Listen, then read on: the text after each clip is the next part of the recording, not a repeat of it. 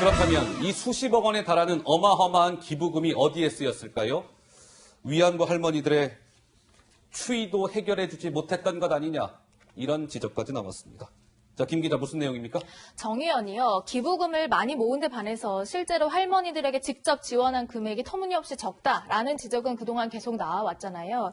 실제로 정 의원이 지난 4년간 모은 기부금을 보면 49억 7천여만 원이 되는데 이 중에서 할머니를 직접 지원한 금액은 20%도 채 안 되는 9억 2천만 원 정도였다는 겁니다. 실제로 밑에 연도별로 이렇게 나와 있는데 0.2%, 2017년에는 이제 한일 합의금을 받지 못한 할머니들에게 1억씩 나눠주는 바람에 53%였지만 2018년, 2019년 채 1.9%, 3% 미미한 금액이 할머니에게 돌아간 바 있습니다. 여기에 대해서 정 의원 측은요, 지난 11일 이렇게 해명한 바 있습니다. 그 해명 기자회견 모습 준비돼 있습니다. 정 의원의 피해자 지원 사업은 후원금을 모아서 할머니들에게 전달하는 사업이 아닌 할머니들의 건강치료 지원, 인권과 명예회복 활동 지원, 정기방문, 외출 동행 등 정서적 안정 지원, 비정기적 생활 물품 지원, 장례 지원, 쉼터 운영 등의 내용으로 수행되고 있습니다. 후원 물품을 연계하는 것도 사람이하고 후원 물품을 연계하는데 어떤 비용이 들까? 차비가 들겠고 전화비가 들겠죠. 할머니들을 동행하고 장을 같이 보고 병원을 같이 동행하는데 어떤 비용이 들까요? 차비가 들 것입니다. 여기에 드는 비용은 인력입니다. 사람입니다. 공시에 나와 있는 피해자 지원 사업의 그 예산으로 저희의 피해자 지원 사업을 판단하시지 않으셨으면 좋겠습니다. 자, 그러니까 피해자 할머니들에게 돌아간 그 기부금이 실제로는 2016년에는 글쎄요, 한 해 동안 할머니 30명에게 1인당 9만 원씩 쥐어졌답니다. 1년 동안. 기부금 그 수입에 할머니들에게 직접 들어간 지원 비율이 0.2%에 불과합니다. 2017년은 좀 특이한 케이스였습니다. 한일 그 합의금을 안 받은 피해자 할머니들에게 8분에게 8억이 갔어요. 한 분당 1억씩. 그러니까 좀 비율이 많아요. 그러니까 평상시 해를 보시면 2018년에 역시 1.9%, 작년 3%였습니다. 최수영 평론가 보시기에는 어떻게 생각하세요? 이 부분? 그러니까 2017년에 저 할머니들에게 1인당 1억 지원만 없었다면은 사실상 지원된 게 없는 거예요. 없는 거죠. 없는 겁니까? 거의 없는 거죠. 거의 없는 거의 것이다. 없는 거죠. 자, 그렇다면은 더군다나 우리 국민들이 성금을 낼 때, 그러니까 기부금이 들어갈 때 저부터라도 그렇게 생각하지 않겠습니까? 아, 이건 할머니들을 위해서 할머니들에게 드렸으니까 당연히 할머니들에게 갈 것이다. 누구나 다 상식적으로 회계장부를 보지 않는 한 그렇게 생각할 겁니다. 그런데 실질적으로 간 게 저렇게 없었다? 아마 많은 국민들이 대단히 충격을 받았을 거라고 저는 생각을 합니다. 예. 아니, 아무리 목적이 훌륭하고 여기 아까 한경희 사무총장이 말한 것처럼 정서적 안정지원, 비정기적 생활 물품 지원, 장례 지원 다 좋습니다. 이렇다 하더라도 배보다 배꼽이 더 큰 게 말이 됩니까? 본질에 우선해야죠. 할머니들이 지원하겠다면 여기에 우선하고 나머지 금액을 가지고 할머니들 후생복지 사업에 써야죠. 아니, 이건 꼬리가 몸통을 흔드는 것 아니겠습니까? 이것이야말로 이거 본말이 전도된 것이고, 저런 해명이 부실 해명이니까 사람들이 단순히 이건 회계 실수나 부실 수준이 아니라고 지적하는 거 아니겠어요? 예. 저는 이런 점에서 지금의 저 해명이 지금까지 정 의원이 전부 이제까지 사과 설명 자료만 14건을 내놨다고 그러더라고요. 사과하는 거요? 사과하고 설명 자료만 14건 내놨다는데 예. 정말로 속 시원한 해명자는 하나도 없습니다. 아하. 이런 식으로 해가지고 과연 국민의 이렇게 차오르는 의혹을 해소할 수 있겠습니까? 저는 더 확대되지 않기 위해서라도 이 지점에서는 조금 더 아주 속 시원한 설명도 내놔야 되지만 정부가 기부금이 들어갔기 때문에 저는 투명한 감사를 해야 된다고 생각합니다. 예. 자, 그러면 이번 논란이 이용수 할머니의 기자회견을 통해서 알려진 측면도 있죠. 근데 이용수 할머니가 김 기자, 한겨울에 추위에 떨었었다는데 이건 무슨 얘기입니까?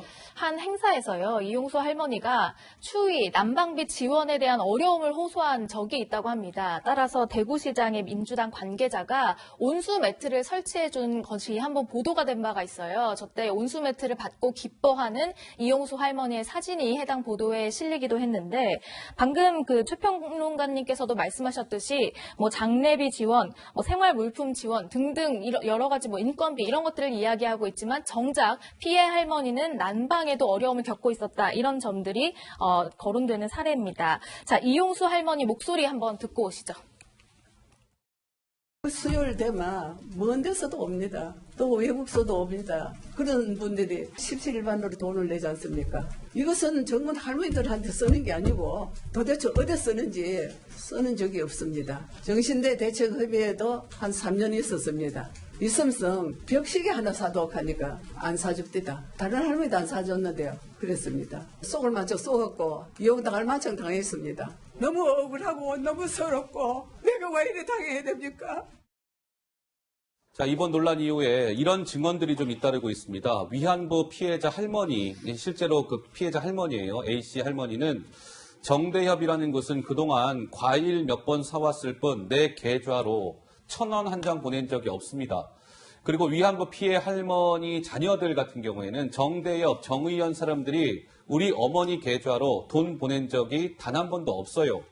제가 이번 기회에 어머니 계좌를 좀 살펴봤어요. 그랬더니만 입금 내역에 정대협, 정의연 명의로 입금된 적이 한 번도 없었더군요. 이런 증언들이 잇따르고 있습니다. 이게 시사하는 바는 어떤 걸까요? 배승희 변호사? 지금 나오는 A 할머니, 예. 저 피해자 할머니가요, 이 이야기를 TV에서 보고 정대협이 지금까지 그렇게 많은 돈을 받아왔다는 소식을 듣고 치를 떨었답니다. 하하. 그게 지금 언론 보도에 나오고 있어요. 그러면서 도둑이라는 표현까지 쓰셨어요. 도둑엑스. 본인이 15살, 16살 나이에 일본으로 끌려가서 모진 고생을 했는데 자기 핏값으로 이렇게 호의호식 하던 사람이 국회의원 된다는 게 정말 치가 떨린다. 절대 있어서는 안 되는 일이다까지 굉장히 강도 높게 비판을 하셨던데요. 예. 근데 이게요, 이 한 번만 있었던 게 아니라 2004년도에도 동일한 문제를 제기를 하셨더라고요. 위안부 할머니가요? 2004년도에도요, 이 할머니들 모임을 따로 해가지고 정대협이 아니라 세계 평화 무궁화회라고 해서 할머니들이 따로 모아서 그동안 이 할머니를 2번 울린 정대협 문 닫아라라는 성명을 내면서 할머니를 팔아가지고 배를 불려왔다, 악당들이다 이런 표현을 악당이란 표현까지 쓰시면서 썼습니까? 한 번도 우리한테 수혜를 해준 적이 없는데 왜 이러느냐 해가지고 이 서부지법에 정대협과 나눔의 집을 상대로 모금행위 그리고 시위 동원 금지 가처분 신청까지 낸 그런 사실이 있었습니다. 이게 2004년도에 있었던 일인데 지금 2020년이 될 때까지 변화된 게 하나도 없고 오히려 여기에서 활동한 사람은 국회의원이 되고 그동안의 피해자 할머니들의 인권이라든지 아니면 뭐 생활이라든지 이런 것들은 하나도 나아진 게 없는 걸 보면은 이 할머니들의 이 피토하는 심정이 정말 국민들한테 고스란히 전해지는 것 같습니다. 윤미향 더불어민주당 당선인이 수원에 있는 아파트를 한 채 샀는데 이 돈이 과연 어디서 났느냐 이런 의혹입니다. 그래픽 보시죠. 2012년 경기 수원시 소재 2억 원대 아파트를 윤미향 당선인이 경매로 삽니다. 전에 그것도 현금으로 삽니다. 현금 2억 원의 아파트를. 근데 곽상도 통합당 의원은 저 기부금 유용 의혹을 받는 윤미향 당선인인 만큼 아파트 그 2억 원 돈 어디서 나서 샀는지 그 출처 밝히세요. 윤미향 당선인 밝혔습니다. 뭐라고 얘기했냐면 제가요 살던 아파트를 팔아가지고 그 돈을 가지고 저 수원에 있는 2억 원 아파트 경매로 현금으로 산 거예요. 이렇게 해명을 하자 곽상도 의원은 거짓말하지 마시오. 당장 이렇게 나왔습니다. 바로 이런 이유를 들면서 윤미향 당선인이 원래 살던 아파트는 2013년 1월에 매각을 했고 경매로 구매한 그 수원 아파트 2억 원의 경매로 그 현금으로 샀다는 그 아파트는 2012년 3월 경매로 낙찰받은 겁니다. 그러니까 아파트 팔아서 샀다고 하는 윤미향 당선인의 저 해명은 거짓말이라는 거죠. 왜냐하면 그 판 시점이 저 경매로 산 시점보다 이후니까 이미 경매로 산 건 그 전이고 전에 살던 아파트 매각 대금이 아닌 다른 자금으로 경매 취득한 것이 분명해 보여요. 오창석 부소장 이 부분도 윤미향 당선인의 명확한 해명이 필요할까요?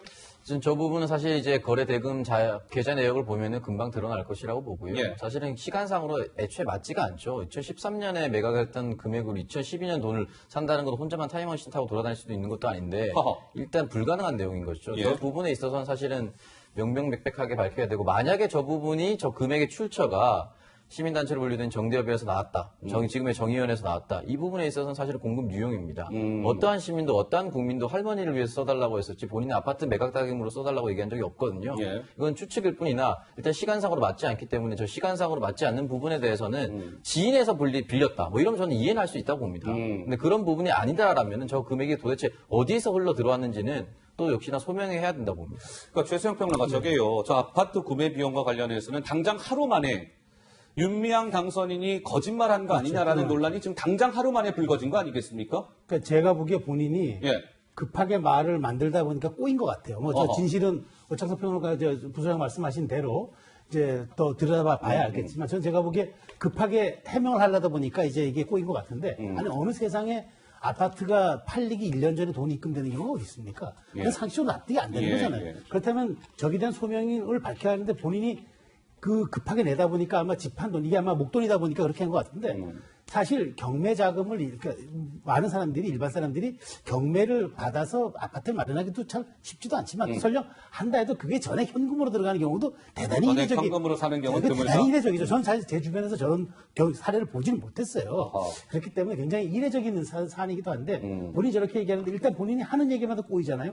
남편에게 그 일감을 몰아줬다는 얘기, 남편의 친구를 통해서 저기 안성집을 쉼터 샀다는 거. 그러니까 모든 게 본인이 이제 아버지가 또 관리인이었다는 거. 그러니까 지금 본인이 말하면 말할수록 꼬이는 형국으로 가고 있는데 이젠 정말 진실의 순간이 오지 않았나. 좀 그렇게 생각을 합니다. 예.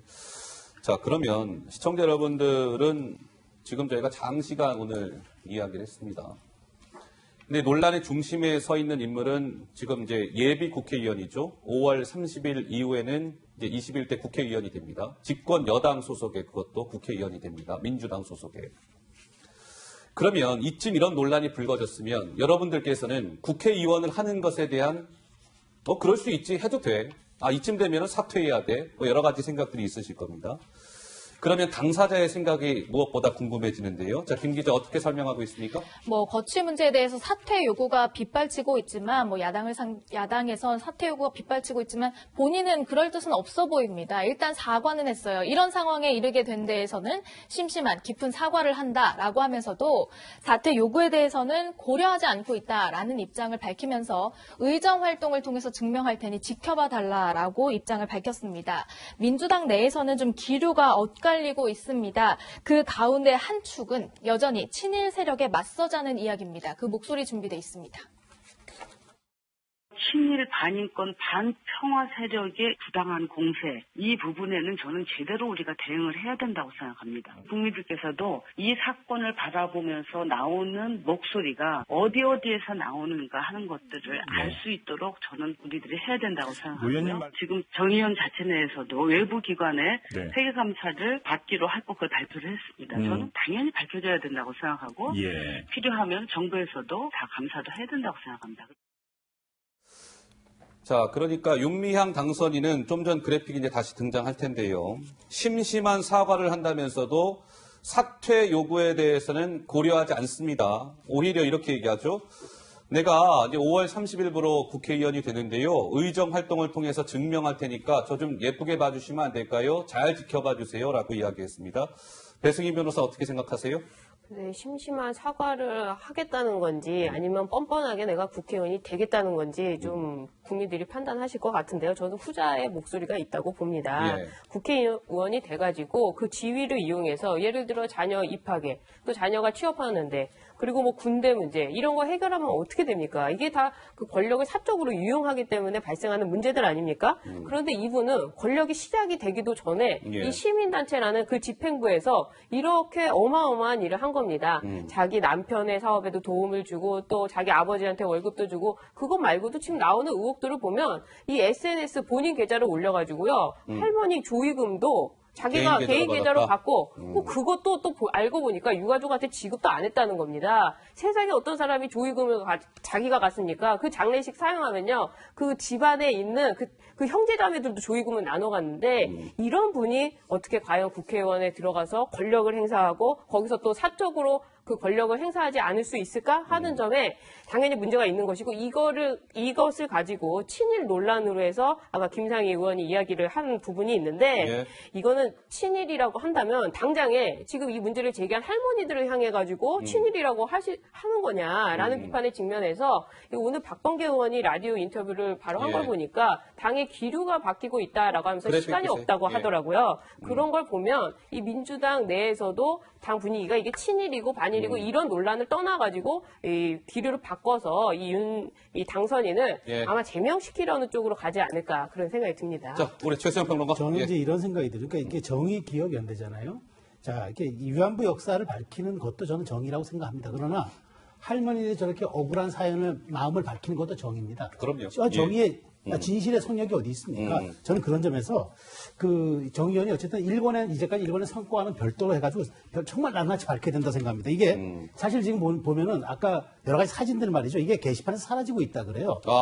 자정 능력에 맡겨버리면은 증거인멸이 될 수도 있고 사라질 수도 있어요. 저는 빨리 어쨌든 수사든 뭐든 당이든 뭐든 조사에 착수해야 된다고 봅니다. 그래가지고 이것을 어쨌든 일벌백계 하는 과정에서 우리의 도덕적 투명성도 담보되면서 우리가 힘을 갖는 거지. 예. 이게 정의기억연대란 이름에 걸맞게 가야 합니다. 이게 본인들만 정의가 어디 있습니까? 예, 알겠습니다. 자, 정대협 정의연 논란 좀 저희가 좀 장시간 짚어봤습니다.